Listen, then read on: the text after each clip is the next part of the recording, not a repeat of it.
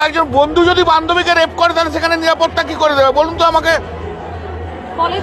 কলেজের ভেতরে যদি করে সেখানে পুলিশ থাকবে? কলেজে শিক্ষা প্রতিষ্ঠান, আরে ভাই শিক্ষা প্রতিষ্ঠানে কি পুলিশ থাকবে? আপনি বলুন না।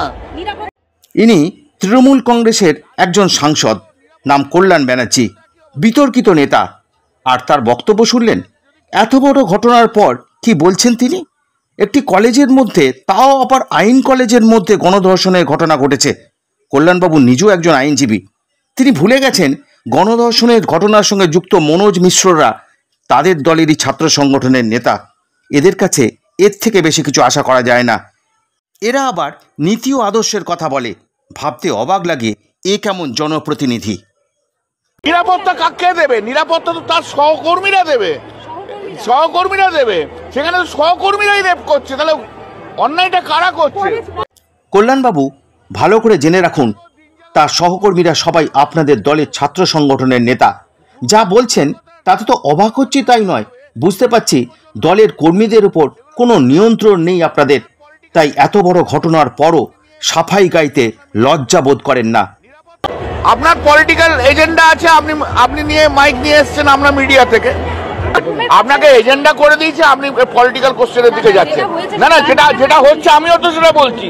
আপনি রাজনীতি করেন, আর সাংবাদিকরা প্রশ্ন করলে বিনা দ্বিধায় তারা রাজনীতি করছে বলে সুর চড়িয়ে পেশাটাকে কলঙ্কিত করতে চান। মানুষ সব দেখছে। একজন সাংসদ হয়ে নিরপেক্ষ আচরণ করা উচিত, যুক্তি দিয়ে কথা বলা উচিত। এত বড় ঘটনার পর রাজনীতি রং চড়িয়ে ঘটনাটিকে লঘু করার চেষ্টা করবেন না। মনে রাখবেন, ওই ছাত্রীও বাংলার মেয়ে। বাংলা নিজের মেয়েদের সম্মান ও নিরাপত্তা রক্ষা করতে চায়। রাত জাগো দিন জাগো, নিরাপত্তার কি সব জায়গায় তো একই অবস্থা। পুরুষের মানসিকতা যতক্ষণ না ঠিক হবে ততক্ষণ পর্যন্ত এগুলো ঘটবে। সরকারের দায়িত্বে রয়েছে তৃণমূল কংগ্রেস, তাই বাংলার মা বোনেদের সুরক্ষার দায়িত্ব তো আপনাদের। আর এখানে আপনার দলের নেতাদের নামই জড়িয়ে পড়েছে। আর কেনই বা ঘটনাটাকে নিয়ে রাজনীতি করছেন? কেনই বা অস্বীকার করছেন? এর জবাব তো দিতে হবে আপনাদের। সাংবাদিকরাও গণতন্ত্রের চতুর্থ স্তম্ভ, তারাও জনগণের প্রতিনিধি, তাই জবাব দিতে হবে। মনে রাখবেন, চিরকাল একই রকম যায় না কারো। রাত জাগো দিন জাগো, নিরাপত্তার কি সব জায়গায় তো একই অবস্থা। পুরুষের মানসিকতা যতক্ষণ না ঠিক হবে ততক্ষণ পর্যন্ত এগুলো ঘটবে।